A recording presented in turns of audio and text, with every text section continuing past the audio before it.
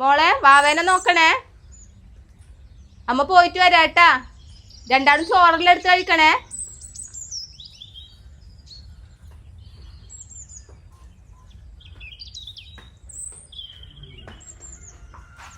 നിന്റെ അടുത്ത് പൈസ എന്തെങ്കിലും ഇരിപ്പുണ്ടാ? നാണമില്ല നിങ്ങൾക്ക് എന്നോട് പൈസ ചോദിക്കാൻ വേണ്ടിട്ട്.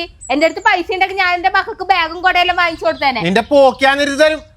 നിന്റെ പണിക്ക് പോക്ക് എന്നാ നിങ്ങൾ എനിക്ക് ചെലവിനതാ. ഞാൻ പണിക്ക് പോകുന്നില്ല. അധികം പറഞ്ഞാണ് പോടി. നിന്റെ അടുത്തെല്ലാം പൈസ ഉണ്ടാവും, എനിക്കറിയാം. നീ എല്ലാം തരാണ്ട് വെച്ചിട്ട് നശിക്കാൻ എന്റെ പണം ഉണ്ടാവുള്ളൂ, അല്ലാണ്ട് മക്കൾക്കൊന്നും ഒരു ഉപകാരത്തിന് ഉണ്ടാവൂലല്ല. മനുഷ്യന് ജീവിക്കാനും അനുവദിക്കൂല.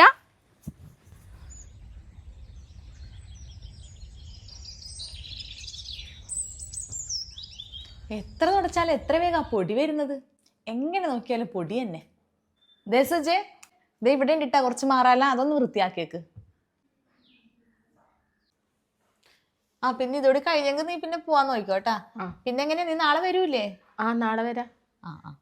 പിന്നെന്തല്ല ചേച്ചി, എനിക്ക് പൈസ കിട്ടിയിരുന്നെങ്കിൽ നല്ലതായിരുന്നു. അതിന് പൈസ എന്തെങ്കിലും മുന്നേ പെൻഡിങ് ഉണ്ടാ? ഇല്ല, അതില്ല. എനിക്ക് 2 ദിവസത്തെ പൈസ നേരത്തെ കിട്ടിയിരുന്നെങ്കിൽ നല്ലതായിരുന്നു. അതെന്തേ?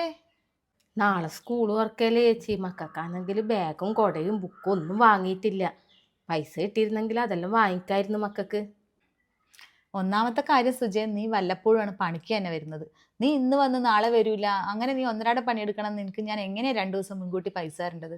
അത് മാത്രമല്ല, എൻ്റെ കയ്യിൽ ഇപ്പോൾ പൈസയൊന്നുമില്ല. ഏട്ടൻ വരാതെ പൈസയൊന്നും കിട്ടൂല. പിന്നെ എനിക്കിപ്പോൾ നിനക്കറിയാലോ, എനിക്കിപ്പോൾ ഒരു പണിക്കാരനെ വെക്കേണ്ട ഒരു ആവശ്യമില്ല. പിന്നെ നിൻ്റെ അവസ്ഥയും കൂടി അങ്ങനെയല്ലേ എന്ന് വിചാരിച്ചിട്ടാണ് ഞാൻ അങ്ങനെ ഒരു പണിക്കാരി വെച്ചത്. പിന്നെ അതല്ലാണ്ട് നീ ഇപ്പം മുൻകൂട്ടി ഒന്നും ചോദിച്ചാൽ എനിക്കത് പൈസയൊന്നും തരാൻ പറ്റൂല. നീ ഇപ്പം ചെല്ല് സുജയ്, അല്ലാതെ വേറെ വഴിയൊന്നും ഞാൻ നോക്കിയിട്ട് കാണുന്നില്ല.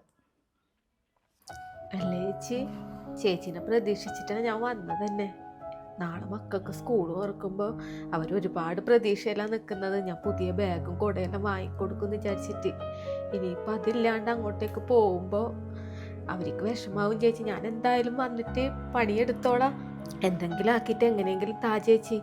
ഞാൻ ഇനി മുടങ്ങാണ്ട് വന്നോളാം. എനിക്ക് വേറെ വഴിയില്ലാത്തോണ്ടാന്ന്. എൻ്റെ അവസ്ഥയിലും ചേച്ചിക്ക് അറിയുന്നതല്ലേ.